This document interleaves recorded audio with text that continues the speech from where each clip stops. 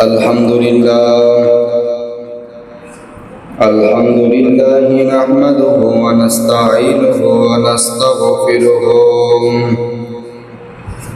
ونؤمن به ونتوكل عليه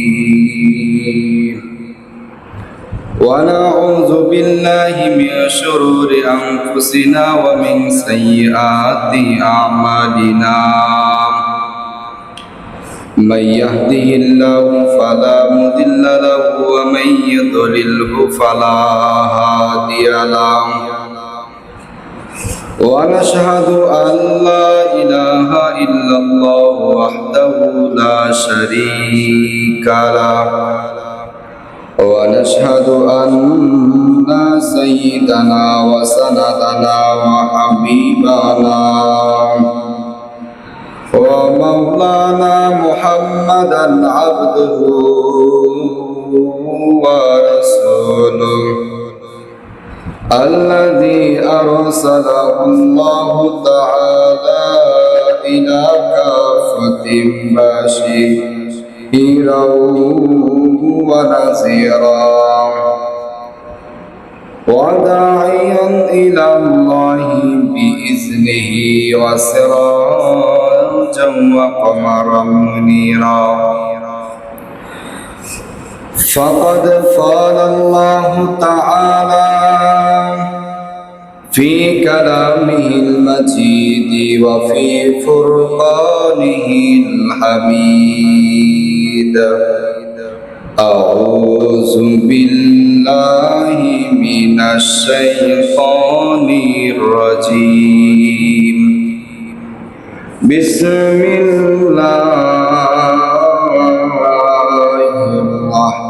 الرحمن الرحيم إن صلاتي ونسكي ومحياي ومماتي لله رب العالمين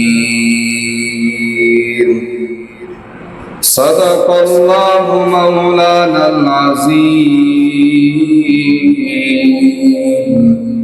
وصدق رسوله النبي الأمي الكريم ونحن على ذلك من الشاهدين والشاكرين والحمد لله رب العالمين وقال النبي صلى الله عليه وسلم أول ما يحاسب به العبد يوم القيامة الصلاة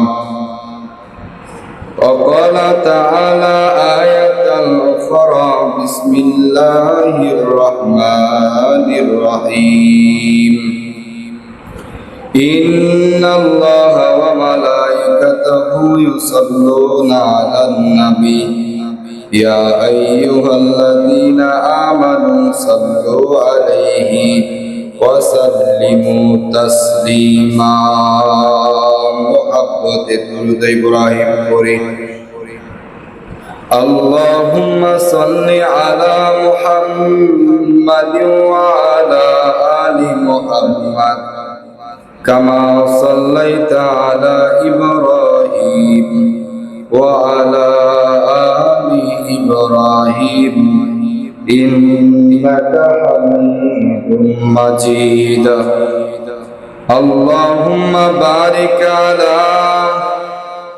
محمد وعلى آل محمد كما باركت على إبراهيم وعلى آل إبراهيم إنك حميد مجيد محبت بلغ العلا بكماله كشف الدجى بجماله حسنت جميع خصاله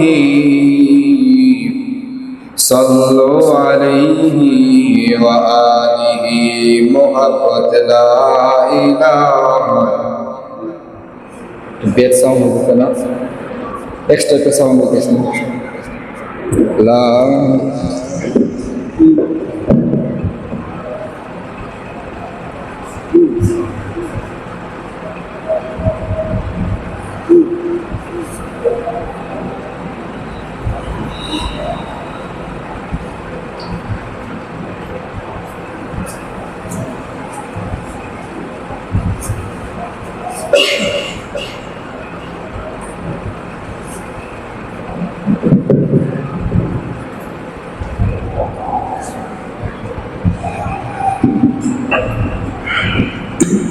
لا إله إلا الله لا إله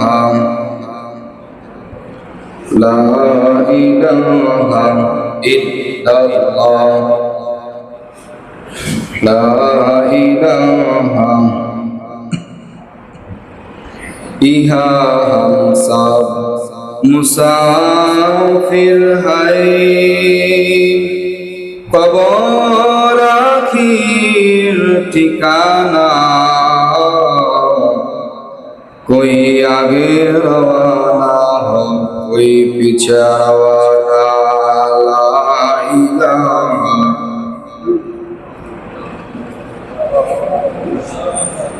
ला इलाहा ला इलाहा इल्लल्लाह ला इलाहा ला इलाहा इल्लल्लाह मुहम्मदुर रसूलुल्लाह सल्लल्लाहु अलैहि वसल्लम। আলহামদুলিল্লাহ, আল্লাহ তাআলার কাছে শুকরিয়া আদায় করি যে মহান রব্বুল আলামিন আপনাকে আমাকে ফজিলতপূর্ণ একটি দিনে, পাশাপাশি আবার জুমার দিনে জুমার আযান হওয়ার পর আল্লাহ তাআলার প্রিয় ঘর মসজিদ, আল্লাহ তাআলার ঘরে এসে আল্লাহকে কিছুক্ষণ ডাকার তৌফিক দান করেছেন। সে মহান রব্বুল আলামিনের দরবারে দিল খুলে শুকরিয়া আদায় করছি। সকলে বলি আলহামদুলিল্লাহ। আরো শুকরিয়া আদায় করি সেই মহান রব্বুল আলামিনের দরবারে যে মহান রব্বুল আলামিন একটি গুরুত্বপূর্ণ ইবাদত করার পর তারপর পরই জুমার আয়োজন করে দিয়েছেন। কারণ গতকালকেও আমরা আমাদের মুসলিম মিল্লাতের জন্য আল্লাহ নবী সাল্লাল্লাহু আলাইহি ওয়াসাল্লাম বলেছেন যে তোমাদের জন্য দুইটা দিন এমন রয়েছে তোমাদের জন্য রোজা রাখা হারাম। এই দুই দিনে তোমরা উৎসব করবা, আনন্দ করবা, মনের ভাব প্রকাশ করবা। এই দুই দিন অর্থাৎ ঈদুল ফিতরের দিন আর ঈদুল আজহার দিন, অর্থাৎ দুই ঈদের দিন দেখতে দেখতে আমাদের কাছ থেকে বিদায় নিয়ে গেল ঈদুল আজহা। ঈদুল আজহা রাসূলুল্লাহ সাল্লাল্লাহু আলাইহি ওয়াসাল্লাম বলেন যে কারো উপরে যদি ওয়াজিব কবুল হয়ে থাকে, ওয়াজিব হয়ে থাকে কুরবানি, তাহলে সে যেন 10 তারিখে কুরবানি করে। জিলহজ মাসের 10 তারিখে যেন সে কুরবানি করে। 10 তারিখ না পারলে সে 11 তারিখ করবে, 11 তারিখ না করলে সে 12 তারিখ করবে। অর্থাৎ এই 3 দিন তার জন্য কোরবানি করার সুযোগ আছে।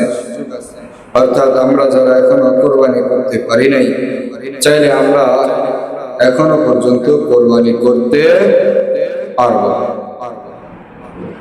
আজকে কোরবানির দ্বিতীয় দিন। এই দিনও আল্লাহ নবী সাল্লাল্লাহু আলাইহি ওয়াসাল্লামের হাদিস, আল্লাহ নবী সাল্লাল্লাহু আলাইহি ওয়াসাল্লাম জানায় দিয়েছেন যে এই দিনও তোমাদের জন্য রোজা রাখা হারাম। দুই ঈদের দিন রোজা রাখা হারাম এবং আইয়ামে তাশরিকের দিনগুলাতে রোজা রাখা হারাম। আর আমাদের আইয়ামে তাশরিক শুরু হয়েছিল 9 জিলহজ ফজর থেকে 13 জিলহজ আসর পর্যন্ত চলবে ইনশাআল্লাহ। এই কয়দিন রোজা রাখা হারাম। এই কয়দিনে আপনি নিজে খান, অপরকে খাওয়ান, মেহমানদারি করান। এটা রাসূলুল্লাহ সাল্লাল্লাহু আলাইহি ওয়াসাল্লামের সুন্নাহ। যাই হোক মুহতারাম হাজিরিন, আপনাদের সামনে কোরআনুল কারীম থেকে একটি আয়াত কারিমা তেলাওয়াত করেছি এবং অসংখ্য হাদিস থেকে একটি হাদিস আপনাদের সামনে পড়েছি। আল্লাহ চাইলে তো এই বিষয়ে কিছু কথা বলবো ইনশাআল্লাহ। আল্লাহ রাব্বুল আলামিন কোরআনের ভিতরে বলেন, ইন্না সলাতি, কুল, হে নবী আপনি বলুন, ইন্না সলাতি আপনার নামাজ, ওয়া নুসুকি আপনার কুরবানি, ওয়া মাহইয়ায়া আপনার জীবন, ওয়া মামাতি আপনার মরণ, লিল্লাহি রাব্বিল আলামিন, একমাত্র শুধুমাত্র কেবলমাত্র আল্লাহ তাআলার জন্য। এই জন্য মুহতারাম হাজিরিন, আমরা যে কোরবানি করছি, কোরবানিটা কার জন্য করছি? দুনিয়ার কোনো মানুষকে দেখানোর জন্য কোরবানি করি নাই। দুনিয়ার কারো কাছে বড় হওয়ার জন্য আমরা কোরবানি করি নাই। আমরা কোরবানি করেছি একমাত্র আল্লাহ তাআলাকে রাজি খুশি করার জন্য। কথা বলেন ঠিক কিনা? এই জন্য মুহতারাম হাজিরিন, আয়াতের ভিতরে আরো যে সব বিষয়গুলো আছে সেটা হলো সর্বপ্রথম ইন্না সলাতি, নিশ্চয়ই আমার নামাজ, ওয়া নুসুকি ওয়া মাহইয়ায়া আমার জীবন, ওয়া মামাতি আমার মরণ, একমাত্র আল্লাহ তাআলার জন্য।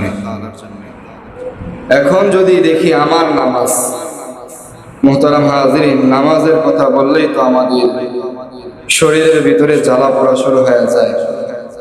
কারণ জুমার দিনে, ঈদের দিনে, বিশেষ বিশেষ দিনগুলোতে, শবে কদর, শবে বরাতে মসজিদের মুসল্লিদের জায়গা দেওয়া যায় না। কিন্তু ওয়াক্তীয় নামাজ এটাও আপনার উপর ফরজ, জুমার নামাজ এটাও আপনার উপর ফরজ। অন্য অন্য যে নামাজগুলো আছে সেগুলো আপনার উপর ফরজ না, তারপরেও অন্যান্য বিষয়গুলো আনুষ্ঠানিক, যেমন শবে কদরের আলোচনা শোনা আপনার উপর ফরজ না, শবে বরাতের আলোচনা শোনা আপনার উপর ফরজ না। ঈদের নামাজ ওয়াজিব নামাজ, ওয়াজিব কিন্তু আপনার উপর ফরজ না। কিন্তু তারপরেও আমার আপনার ভিতরে ফরজের কোনো গুরুত্ব নাই। অন্যান্য যে ইবাদতগুলো আছে সেগুলোর প্রতি কোনো গুরুত্ব নাই।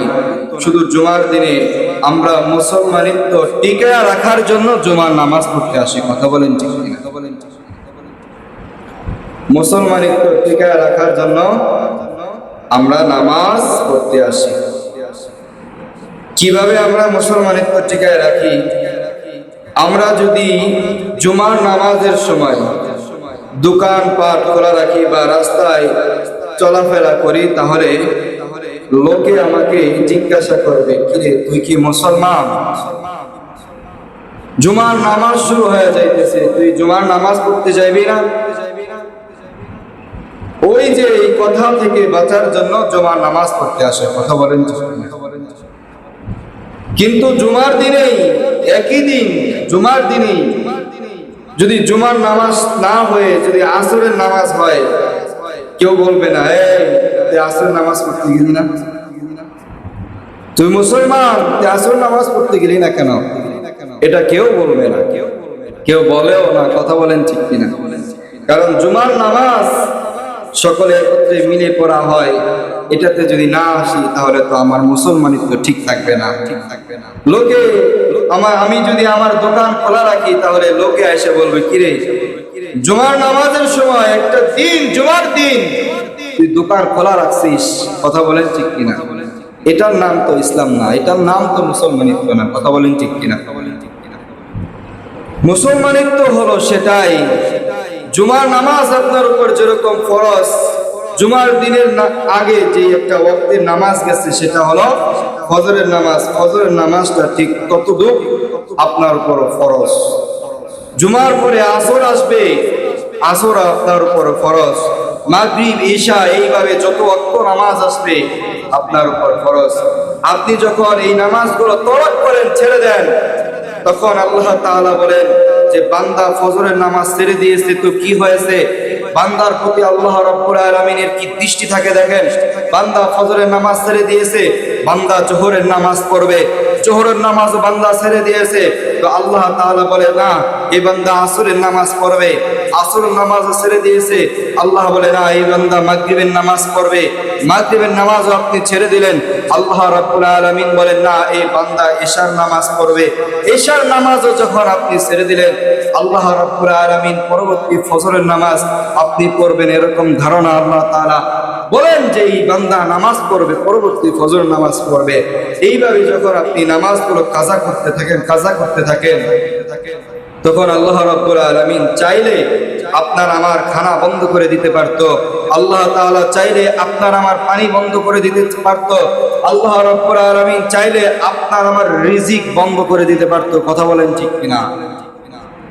যেরকম আমরা যদি দেখি দুনিয়ার ভিতরে যেই অফিস আদালত আছে, কেউ গার্মেন্টসের চাকরি করে, ওই গার্মেন্টসের শ্রমিক যদি মালিকের অনুগ্রামী না হয়, তাহলে তার ঈদ বোনাসও আসে না, বেতনও আসে না। কথা বলেন ঠিক কিনা? তার চাকরি চলে যায়। কথা বলেন ঠিক কিনা? কিন্তু আমরা এমন একটা রবের ইবাদত করি, যে রব, যে আল্লাহ আমাদেরকে ছাড় দেয়, ছাড় দিতে আপনি ফজরের নামাজ পড়লেন না, তারপরে আল্লাহ রাব্বুল আলামিন আপনার রিজিক বন্ধ করে নাই। আপনি জোহরের নামাজ পড়লেন না, তারপরে আল্লাহ রাব্বুল আলামিন আপনার খাবার বন্ধ করে নাই। আপনি মাগরিবের নামাজ পড়েন নাই, তারপর আল্লাহ রাব্বুল আলামিন আপনার যাবতীয় যা কিছু আছে তা বন্ধ করে নাই। কেন বন্ধ করে নাই? ফেরেশতা আল্লাহ তাআলাকে যখন জিজ্ঞাসা করে, ইয়া রাসূলুল্লাহ, তোমার বান্দা তোমার নাফরমানি করে চলতেছে, আল্লাহ রাব্বুল আলামিন তখন বলেন যে আমার একটা নাম আছে, সেটা হলো আর রহমান আর রহিম। আমি রহমান, আমি রহিম নামের ওসিলা করিয়া তাদেরকে সুযোগ দেই। যদি দুনিয়ার ভিতরে কোনো সিস্টেম থাকতো, যেই সিস্টেম দুনিয়ার মালিকদের সাথে যদি ভালো ব্যবহার, ভালো আচরণ, ভালো সম্পর্ক না থাকে, চাকরি চলে যায়, বেতন চলে যায়, বোনাস চলে যায়, ঠিক ওই রবের সাথে সম্পর্ক, রব যদি আপনার সাথে ঠিক একই আচরণ করত, তাহলে আল্লাহ রাব্বুল আলামিন আপনার খানা বন্ধ করে দিত, আল্লাহ রাব্বুল আলামিন আপনার পানি বন্ধ করে দিত, আল্লাহ রাব্বুল আলামিন আপনার যাবতীয় যা কিছু দরকার সব কিছু ক্রমে ক্রমে ক্রমে ক্রমে বন্ধ করে দিত। আল্লাহ রাব্বুল আলামিন তা বন্ধ করে নাই। কেন বন্ধ করে নাই? আল্লাহ রাব্বুল আলামিন বলেন, আমি রহমান, আমি রহিম। আমি রহমান রহিম নামের ওসিলা করিয়া বান্দাদের উপর রহম করি, বান্দাদের উপর দয়া দেখায়। দয়ালু আল্লাহ আমাদের প্রতি যদি দয়া না করত, তাহলে আমাদের খানা বন্ধ হয়ে যাইতো, পানি বন্ধ হয়ে যাইতো। কথা বলেন ঠিক কিনা? কারণ দুনিয়ার মালিকের অনুগ্রামী না হলে চাকরি চলে যায়।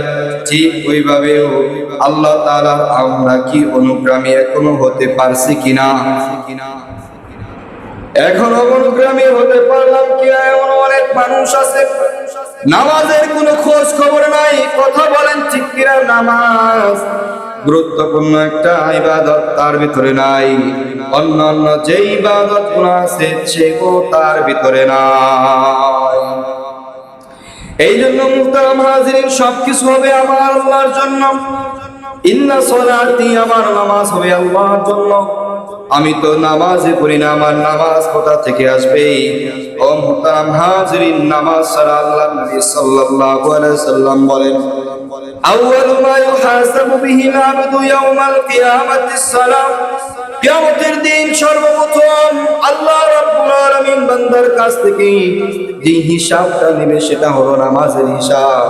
এই জন্য মুহতারাম হাজিরিন, আল্লাহর নবী সাল্লাল্লাহু আলাইহি ওয়াসাল্লামকে আল্লাহ তাআলা আয়াত নাযিল করে জানা দেন, কোন হে নবী আপনি বলুন, ইন্না সলাতি, আপনার নামাজ, অর্থাৎ আপনি নিজে নামাজ পড়েন এবং আপনার সাহাবায়ে কেরাম যারা উম্মত আসবে তাদেরকে নামাজের তাকাজা দেন।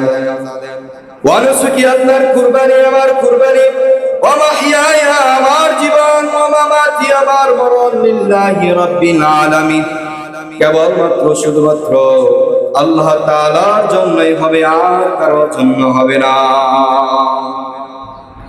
দুনিয়াতে বেঁচে থাকবো আল্লাহর জন্য, দুনিয়াতে ইবাদত করব আল্লাহর জন্য, দুনিয়া থেকে চলে যাব আল্লাহর জন্য।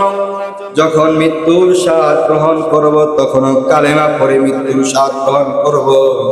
এই জন্য মোহতারাম হাজরিন, এই আয়াতের দিকে লক্ষ্য করলে দেখা যায় যে আল্লাহ নবী সাল্লাল্লাহু আলাইহি সাল্লামকে আয়াত নাজিল করে জানায় দিয়েছেন যে উম্মতের ভিতরে আয়াত পৌঁছে দেন, উম্মতরা যেন নামাজ কায়েম করে কোরবানি করেন, তাদের জীবন যেন আল্লাহর রাহে উৎসর্গ করে দেয়, তাদের মরণটাও যেন আল্লাহর রাহে হয়। মরণ আবার আল্লাহর রাহে হয় কিভাবে?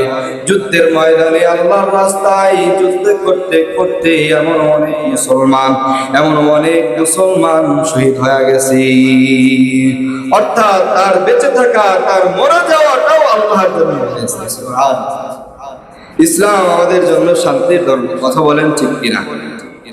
ইসলামের বিধিবিধান গুলো সহজ করেছেন আল্লাহ রাব্বুল আলামিন। আল্লাহ রাব্বুল আলামিন যদি কঠিন করত তাহলে আমরা এই ইসলাম ধর্মে থাকতে পারতাম না। ইসলাম ধর্ম আল্লাহ রাব্বুল আলামিন সহজ করেছেন। ইসলাম প্রধানত 10 কারণে আল্লাহ রাব্বুল আলামিন সহজ আর সেরা করেছেন। সুবহানাল্লাহ। ইসলাম কয় কারণে? ইসলাম 10 কারণে আল্লাহ রাব্বুল আলামিন সেরা করেছেন।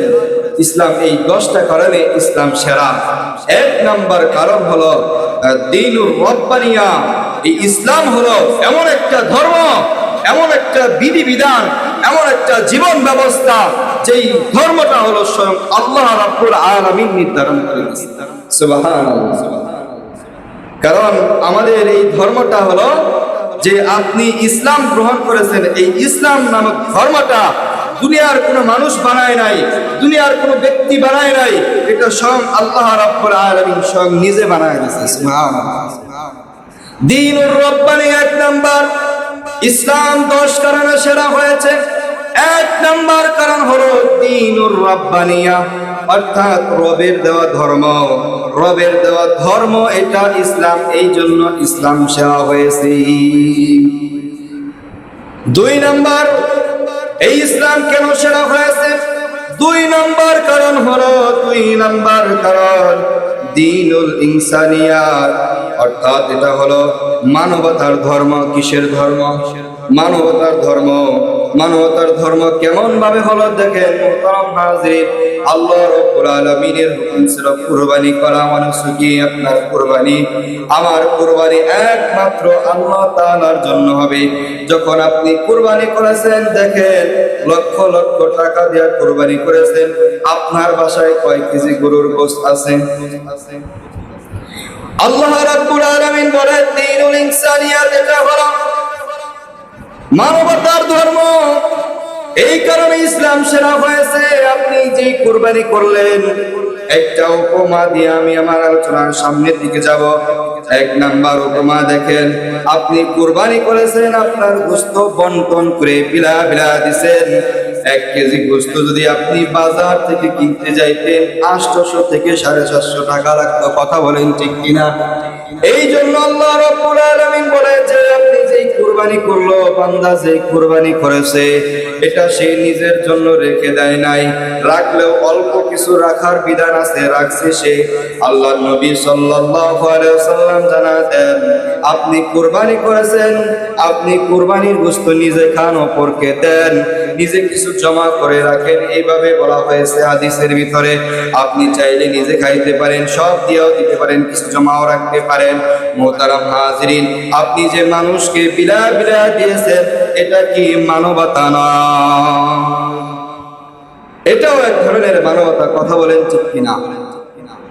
এই যে আমি চাইলে তো এগুলা আল্লাহ তাআলার হুকুম ছিল, এগুলা তো আমি বিক্রি করতে পারতাম। কুরবানির গোশত আমি মানুষের ভিতরে মানবতার খাতিরে আল্লাহ তাআলার হুকুমে আমি বিলা দিছি। কথা বলেন ঠিক কিনা?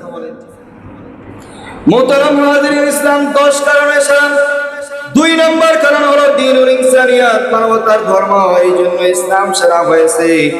3 নাম্বার হলো ইসলাম সেরা হয়েছে দ্বীনুশ শামিলা, সামগ্রিকভাবে ইসলাম এত সুন্দর। ইসলামের ভিতরে দেখেন সামগ্রিকভাবে ইসলাম কত সুন্দর হয়ে গেছে। ইসলামের আপনি কোন দিকটা দেখবেন, দেখেন সব দিকে সুন্দর আর সুন্দর। দাড়ির দিকে তাকায় দেখেন ইসলাম সুন্দর, আপনার টুপির দিকে তাকায় দেখেন ইসলাম সুন্দর, আপনার জামার দিকে তাকায় দেখেন ইসলাম সুন্দর। কথা বলেন ঠিক কিনা? এইভাবে আল্লাহ রাব্বুল আলামিন ইসলামকে সুন্দর করেছে আর শান্তি করেছে। কথা বলেন ঠিক কিনা? মুহতারাম হাজিরিন, ইসলাম 10 কারণে সেরা। 5 নম্বর কারণ হলো দ্বীনুল উমুম। এই ধর্মটা হলো আল্লাহ রাব্বুল আলামিন আম করে দিয়েছে, আম জনতার ধর্ম। মুহতারাম হাজিরিন, অন্যান্য ধর্মগুলি যে সিস্টেমগুলো আছে, যে রসুমগুলো আছে, কেউ যদি অন্য ধর্ম থেকে ওই ধর্ম গ্রহণ করতে চায় সে শুধু পারে না, সে চাইলেই পারবে না। কারণ কি? তাদের ধর্মের একটা নিয়ম আছে, নিয়ম হলো বাপ দাদা বা পূর্বপুরুষ এই ধর্মের অনুগামী হতে হবে। সে যদি অনুগামী হয় তাহলেই পারবে, নতুবা পারবে না। আর ইসলাম, আল্লাহ রাব্বুল আলামিন এমন একটা ধর্ম রাখছেন, ইসলাম হলো দ্বীনুল উমুম। এটা হলো আম জনতার ধর্ম। আল্লাহ রাব্বুল আলামিন বলে, বেঈমান, তুমি 100 খুন করেছো, তুমি 100 বছর যাবত তুমি মূর্তি পূজা করেছো, তোমার জন্য সুযোগ আছে। আল্লাহ রাব্বুল আলামিনের দরজা সব সময় খোলা, তুমি তওবা করে ইসলাম গ্রহণ করে ফেলাও। তোমার ইসলামে গ্রহণ করার জন্য তোমার পূর্বপুরুষের কোন সিলসিলা বা অনুগামী লাগবে না, তোমার বাপ দাদা মুসলমান ছিল এরকম কোন শর্ত হওয়া লাগবে না। কারণ এটা হলো দ্বীনুল উমুম, এটা হলো আম জনতার ধর্ম। কথা বলেন ঠিক কিনা? আপনি চাইলে যখন চাইবেন তখন ইসলাম আপনার জন্য উন্মুক্ত। কিন্তু অন্য যে ধর্মগুলো আছে ওই ধর্মের ভিতরে কেউ চাইলেই সাথে সাথে ওই ধর্ম গ্রহণ করতে পারে না, কারণ এটা হলো দ্বীনুল উমুম। আল্লাহ রাব্বুল আলামিন বলে এটা হলো আম জনতার ধর্ম। কথা বলেন ঠিক কিনা? মুহতারাম হাজিরিন, ইসলাম 10 কারণে সেরা। 5 নম্বর কারণ হলো দ্বীনুল উমুম, আম জনতার ধর্ম। 6 নম্বর কারণ হলো দ্বীনুত তাইসির। এটা হলো আল্লাহ রাব্বুল আলামিন বলেন এটা হলো সহজতর ধর্ম। আল্লাহ রাব্বুল আলামিনের ধর্মের বিধি বিধান গুলো এত সহজ করে দিয়েছেন। বান্দার জন্য নামাজের হুকুম আছে, নামাজের অর্থ হবে নামাজ পড়ে নিবা, আর বাকি কাজগুলো তুমি তোমার সময়টুকু তুমি বাকি তোমার যেই তোমার কর্মজীবন আছে কর্মজীবনে তুমি কাটাইবা, কোনো সমস্যা নাই। অন্যান্য যে ইবাদত গুলো আছে ইবাদত করে তুমি তোমার কাজে কাটাইবা। এইভাবে হলো সহজতর সহজ। যে কোনো বিধানের দিকে তাকায় দেখেন আল্লাহ রাব্বুল আলামিন ইসলামের সব বিধানগুলো সহজ করে দিয়েছে। এই জন্য হলো ইসলাম সেরা। কথা বলেন ঠিক কিনা? 6 নম্বর, 5 নম্বর দ্বীনুত তাইসির, 6 নম্বর হলো দ্বীনুল ফিক। এটা হলো রুচিসম্মত ধর্ম। কথা বলেন ঠিক কিনা? এই ইসলাম ধর্ম হলো রুচিসম্মত ধর্ম। এই ইসলাম হলো রুচিসম্মত ধর্ম। কিভাবে? ইসলামের ভিতরে যখন যা কিছু দেখবেন, দেখেন এই কুরবানির গরু আমরা জবাই করলাম, কার নামে জবাই করেছি? একমাত্র আল্লাহ তাআলার নামে। কুরবানির পশুর জবাই শেষ, আবার সুন্দর করে বন্টন করলাম, সুন্দর করে ধোয়া পোছা। আবার ওই রক্তগুলা যেখানে পড়েছে ওইটাও আমরা পরিষ্কার করেছি, বর্জ্যগুলো পরিষ্কার করেছি। এই জন্য সকল বিষয়ের দিকে যদি তাকা দেখেন রুচিসম্মত ধর্ম হলো ইসলাম। আর আপনি অন্য অন্য ধর্মের দিকে তাকা দেখবেন তাদের রুচিগুলো, তাদের যে রুচিগুলো আছে রুচিগুলো হলো কুসংস্কারে ভরা। ইসলাম যেই কারণে সেরা হলো 10 কারণে সেরার ভিতরে ইসলাম 7 নাম্বার কারণ হলো দ্বীনুল ইলম। এই ইসলাম হলো জ্ঞান চর্চার ধর্ম। কথা বলেন ঠিক কিনা? ইসলাম জ্ঞান চর্চার ধর্ম। অন্যান্য ধর্মের ভিতরে দেখবেন তাদের ওই ধর্ম সম্পর্কে এত জ্ঞান চর্চা কোথাও হয় না। স্কুলে তাদের ধর্ম সম্পর্কে এত জ্ঞান চর্চা হয় না। তাদের প্রতিষ্ঠানগুলোতে তাদের ধর্ম সম্পর্কে এত জ্ঞান চর্চা হয় না। কিন্তু দেখেন ইসলামের ভিতরে ইসলাম সম্পর্কে কোরআন নিয়ে কত রিসার্চ হয়, হাদিস নিয়ে কত গবেষণা হয়। এইভাবে যত মানুষ আসবে গবেষণা করেই যাবে, কিয়ামত পর্যন্ত গবেষণা চলবে। কথা বলেন ঠিক কিনা? কারণ এটা হলো দ্বীনুল ইলম, এটা হলো জ্ঞান চর্চার ধর্ম। কথা বলেন ঠিক কিনা? এই যে আমি এখানে আলোচনা করতেছি, এখানে আলোচনা করার জন্য একটা মোতালা দরকার, জ্ঞান চর্চা করা দরকার। কথা বলেন ঠিক কিনা? এইভাবে যত বিষয়গুলো আছে, কেউ যদি কোনো মাসালা হল করতে চায়, কেউ যদি কোনো মাসালার সমাধান দিতে চায়, তাহলে ওই মাসালা সম্পর্কে তাকে আগে হল করা লাগবে। ইসলামের অন্যান্য বিধিবিধান গুলা যেভাবে আছে, ওইটা যদি সে সঠিকভাবে পালন করতে যায়, হজ, উমরা, রোজা সব বিষয় যদি বিষয় ভিত্তিক আলোচনাও করতে যায়, তাহলেও তার বিষয় সম্পর্কে আমার জ্ঞান চর্চা করা লাগবে। কথা বলেন ঠিক কিনা?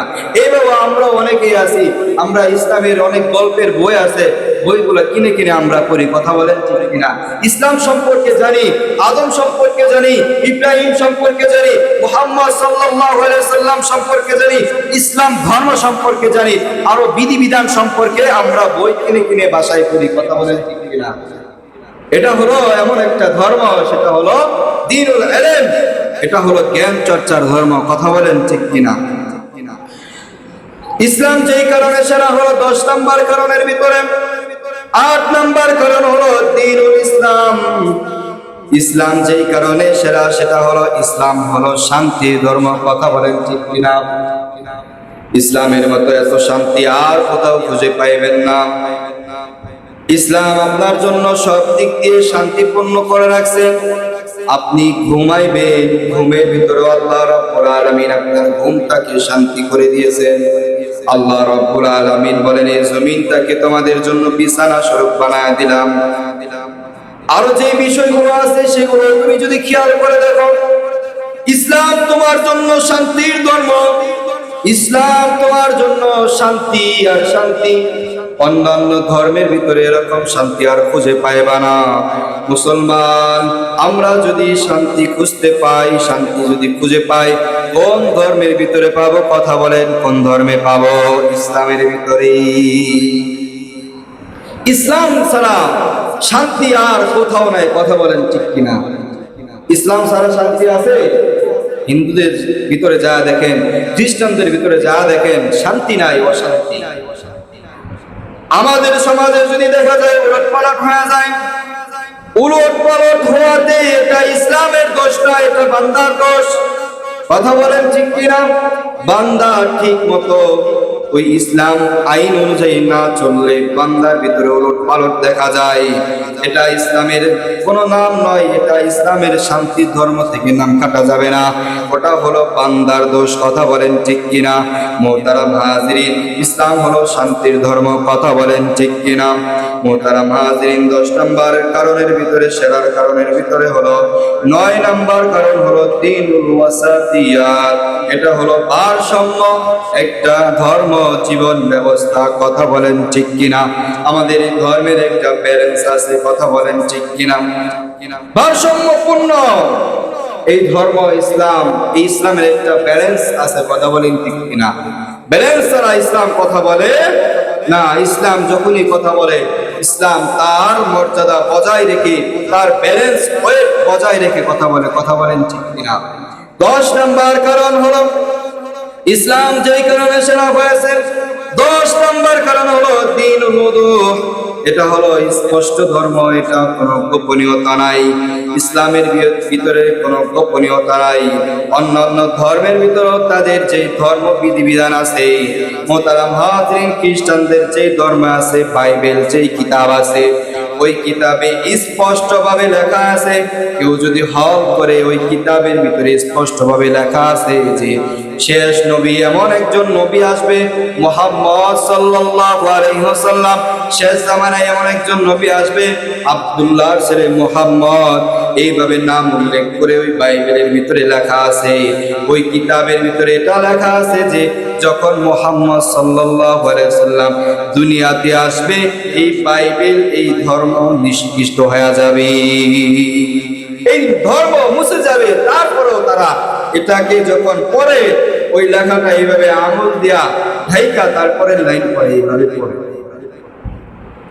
এইভাবে তারা গোপন করে, এই বিষয়টাকে গোপন করে করে তারা চলতেছে। কিন্তু ইসলামের ভিতরে যা আছে সব প্রকাশ্যে। কথা বলেন ঠিক কিনা? আল্লাহ রাব্বুল আলামিন বলেন, যালিকাল কিতাবু লা রাইবা ফি। আমি এই কিতাবের ভিতরে যা দিছি সব কিছু আমি আল্লাহ রাব্বুল আলামিন আগেই বলে দিলাম, কোনো সন্দেহ নাই। দুনিয়ার ভিতরে যদি আমরা কোনো বই বা পুস্তক কিনি, বইয়ের শেষ পাতার ভিতরে লেখা থাকে, মুহতারাম আমার যদি কোনো ভুল ভ্রান্তি হয়ে থাকে তাহলে আমাকে জানায় দিবেন, আমি পরবর্তী সংস্কারের সময় ভুল সংশোধন করে নেব। এটা তার শেষ পৃষ্ঠার বক্তব্য। আর আল্লাহ রাব্বুল আলামিন প্রথমেই আয়াত নাযিল করে জানা দিলেন, আলিফ লাম মিম যালিকাল কিতাবু লা রাইবা ফীহ। এই কিতাবের ভিতরে কোনো সন্দেহ নাই। আলিফ লাম মিম হরফুল মুকাত্তিআত। আল্লাহ রাব্বুল আলামিন এই হরফের ব্যাখ্যা ভালো জানেন। তারপরে আল্লাহ রাব্বুল আলামিন বলে, যালিকাল কিতাবু লা রাইবা ফীহ। এই কিতাবের ভিতরে যা কিছু বর্ণনা করা হবে, যা কিছু বলা হবে, এই ভিতরে যা কিছু আছে সব কিছু ভিতরে একমাত্র কোনাও তুমি তার ভুল সংশোধন খুঁজে পাইবা না। এই কোরআনের ভিতরে আপনি কোনো ভুল পাইবেন না। যালিকাল কিতাবু লা রাইবা ফীহ। এই কিতাব কোনো সন্দেহজনক কিতাব নয়, এটা হলো স্পষ্ট কিতাব।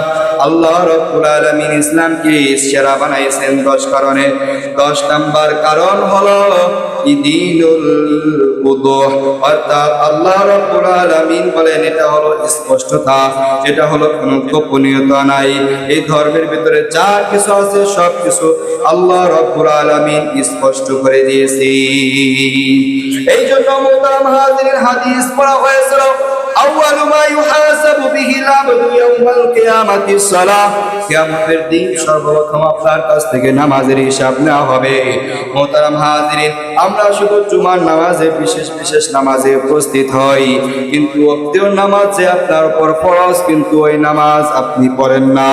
মুহতারাম হাজিরিন, কিয়ামতের ময়দানে আপনি হাজির যখন হইবেন তখন আল্লাহ রাব্বুল আলামিন হুকুম দিবে, বান্দার কাছ থেকে আগে যে হিসাবটা নেবা সেটা হলো নামাজের হিসাব ফেলাও। আমরা কেমন মুসলমান হইলাম? সাহাবীদের একটা ঘটনা জানলে আমরা অবশ্যই চমকে যাব। হযরত সাদ ইবনে মুআজ রাদিয়াল্লাহু তাআলা আনহু, আল্লাহর নবী সাল্লাল্লাহু আলাইহি ওয়াসাল্লামের একজন প্রিয় সাহাবী, তিনি ইন্তেকাল করেছেন। তার ইন্তেকালে পুরা আল্লাহ রাব্বুল আলামিনের আরশ হেলে পড়েছে। সুবহানাল্লাহ, এত দামি একজন সাহাবী ইন্তেকাল করেছেন। তার ইন্তেকালের খবরে আল্লাহ রাব্বুল আলামিনের আরশ হেলে পড়েছেন এবং তার জানাজা স্বয়ং রাসূলুল্লাহ সাল্লাল্লাহু আলাইহি ওয়াসাল্লাম পড়াইছেন। হাদিসের ভিতরে আসে, মুহতারাম হাজিরিন, আল্লাহর নবী সাল্লাল্লাহু আলাইহি ওয়াসাল্লাম যখন তার জানাজার নামাজ পড়াইলেন তখন আল্লাহর নবী সাল্লাল্লাহু আলাইহি ওয়াসাল্লাম খেয়াল করে দেখলেন, শুধু মদিনাবাসী নয়, মক্কাবাসী নয়, শুধু রাসূলুল্লাহ সাল্লাল্লাহু আলাইহি ওয়াসাল্লামের সাহাবীগণ নয়, আরো 70,000 ফেরেশতা আল্লাহ রাব্বুল আলামিন আকাশ থেকে পাঠাইছেন সাদ ইবনে মুআজ রাদিয়াল্লাহু তাআলা আনহু জানাজার নামাজ পড়ার জন্য। সুবহানাল্লাহ। জানাজার নামাজ শেষ হয়ে গেল। আল্লাহর নবী সাল্লাল্লাহু আলাইহি ওয়াসাল্লাম বর্ণনা করেন, বলেছেন, হাদিস থেকে জানা যায় সাদ রাদিয়াল্লাহু তাআলা আনহুর জানাজার নামাজ শেষ হয়ে গেল। সাদ রাদিয়াল্লাহু তাআলা আনহুর ইন্তেকালের খবর পেয়ে আসমান হেলে পড়েছিলেন। আল্লাহ রাব্বুল আলামিন সাদের জানাজার ভিতরে 70,000 ফেরেশতা নাজিল করে ওই জানাজার নামাজ সম্পূর্ণ করেছেন। নামাজ যখন শেষ হয়ে গেছে, আল্লাহর নবী সাল্লাল্লাহু আলাইহি ওয়াসাল্লাম দাফন কাফন করার জন্য তার সাথে চলে গেলেন কবরস্থানে, সকল সাহাবীদের সাথে চলে গেলেন কবরস্থানে। আল্লাহর নবী সাল্লাল্লাহু আলাইহি ওয়াসাল্লাম কবরস্থানে চলে গেলেন। আল্লাহর নবী সাল্লাল্লাহু আলাইহি ওয়াসাল্লাম পাশে দাঁড়ায় থাকা আল্লাহর নবী সাল্লাল্লাহু আলাইহি ওয়াসাল্লাম সাদকে কবরস্থ করলেন। সাহাবায়ে কেরামগণ কবরের ভিতরে নেমে সাদকে কবরের ভিতরে রাখলেন। রাখার পর পরে বাঁশ দিয়া চাটাই দিয়া যখন মাটি দিয়া দিবেন, মুহতারাম হাজিরিন, সাহাবায়ে কেরামগণ হাদিস থেকে জানা যায় আল্লাহর নবী সাল্লাল্লাহু আলাইহি ওয়াসাল্লাম জোরে জোরে চিৎকার করে আল্লাহ তাআলার সুবহানাল্লাহ, আলহামদুলিল্লাহ, আল্লাহু আল্লাহু আকবার। এইভাবে তাসবিহগুলো জোরে জোরে পড়তেছে আর চোখের পানি ফালাইতেছে। সাহাবায়ে কেরামগণ জিজ্ঞাসা করলেন, ইয়া রাসূলুল্লাহ, আপনি তো এরকম জোরে জোরে কখনো তালবিয়া পড়েন না, তাসবিহ পড়েন না, আজকে হঠাৎ করে এইভাবে কেন জোরে জোরে তালবিয়া এই তাসবিহগুলো পড়তেছেন? আল্লাহর নবী সাল্লাল্লাহু আলাইহি ওয়াসাল্লাম বলেন, ও আমার সাহাবীরা, শোনো রে শোনো, যার খবরে আসমান হেলে পড়েছে, যার মৃত্যুর খবরে, সাদের মৃত্যুর খবরে আসমান হেলে পড়েছে, আল্লাহ রাব্বুল আলামিনের আরশ হেলে পড়েছে। আল্লাহ রাব্বুল আলামিন যার জানাজার নামাজে ৭০,০০০ ফেরেশতা পাঠাইছে, এই সাদকে যখন খবরে রাখা হয়েছে, মাটি দেওয়া হইল, ও আমার সাহাবীরা শোনো, ও আমার সাহাবীরা ভালো করে শ্রবণ করে রাখো, সাদকে যখন খবরের ভিতরে রাখা হয়েছে, দুই পাশের মাটি সাদকে এমন ভাবে চাপ দিছে। মোহতারাম হাজরিন, এই ঘটনা দ্বারা উদ্দেশ্য হলো সাদের মৃত্যুর খবরে, যার মৃত্যুর খবরে আকাশের অর্থাৎ আল্লাহ তাআলার আরশ হেলে পড়ে, যার জানাজার নামাজে ৭০,০০০ ফেরেশতা আসে, তার কবরের মাটি যদি দুই পাশ থেকে চাপ দিয়া এক হাড়ের অপর হাড়ের ভিতরে ঢোকা দেয়, তার কবরের অবস্থা যদি এরকম হয়, তাহলে আমার আপনার কবরের কি হালত হবে? মুহতারাম হাজিরিন, আল্লাহর নবী সাল্লাল্লাহু আলাইহি ওয়াসাল্লাম বর্ণনা করেন, ও আমার সাহাবীরা, আমি যখন জোরে জোরে আল্লাহু আকবার, সুবহানাল্লাহ, আলহামদুলিল্লাহ বললাম, বলার সাথে সাথে আল্লাহ রাব্বুল আলামিন তার কবরটাকে প্রশস্ত করে দিয়েছে, মাটিগুলো সরায় দিয়া তাকে আল্লাহ রাব্বুল আলামিন জান্নাতবাসী করে দিয়েছে। যার মৃত্যুর খবরে আসমান অর্থাৎ আল্লাহ রাব্বুল আলামিনের আরশ হেলে পড়ে, যার মৃত্যুর খবরে ৭০,০০০ ফেরেশতা জানাজার নামাজ পড়তে আসে, তার কবরের অবস্থা যদি এরকম ভয়ানক হয়, তার কবরে যদি মাটি চাপ দেয়, তাহলে আমি আর আপনি তো কোনকার কে কথা বলেন কিনা? আমার আপনার কি হালত হবে, কি অবস্থা হবে, আল্লাহ তাআলাই ভালো জানেন। এই জন্য মুহতারাম হাজিরিন, প্রত্যেক ইবাদতগুলো আমরা সঠিকভাবে যদি পালন করি, বিশেষ করে নামাজ গুরুত্বপূর্ণ, ইসলামের একটি খুঁটি, ইসলামের একটি বিধিবিধান, নামাজ আপনার উপর ফরজ, এটা যদি আপনি যথাযথ পালন করেন, আল্লাহ রাব্বুল আলামিন কিয়ামতের ময়দানে যখন আপনার কাছ থেকে, বান্দার কাছ থেকে নামাজের হিসাবটা সুন্দর মতো পেয়ে যাবেন, তখন আল্লাহ রাব্বুল আলামিন বলবে, বান্দার কাছ থেকে নামাজের হিসাব হয়ে গেছে, যাও যাও সাহাবীরা, তোমরা যাও যাও ফেরেশতারা, এই বান্দাকে জান্নাতে দিয়ে দাও। সুবহানাল্লাহ। এই জন্য মুহতারাম হাজিরিন, প্রত্যেক নামাজকে সঠিকভাবে পালন করতে হবে, কথা বলেন ঠিক কিনা? জুমার নামাজ যেভাবে পড়তে আসছি, অন্যান্য নামাজগুলো আমরা পড়ব ইনশাআল্লাহ। আল্লাহ রাব্বুল আলামিন আমাদের প্রত্যেককেই সঠিকভাবে আল্লাহ রাব্বুল আলামিনের হুকুম আহকামগুলো সঠিকভাবে পালন করার তৌফিক দান করুক। বিশেষ করে প্রত্যেক নামাজ আল্লাহ রাব্বুল আলামিন আমাদের সকলকে জামাতের সহিত আদায় করার তৌফিক দান করুক। আমা তৌফিক ইল্লা বিল্লাহ। আমরা যারা সুন্নাত পেয়ে ছাড়া তবে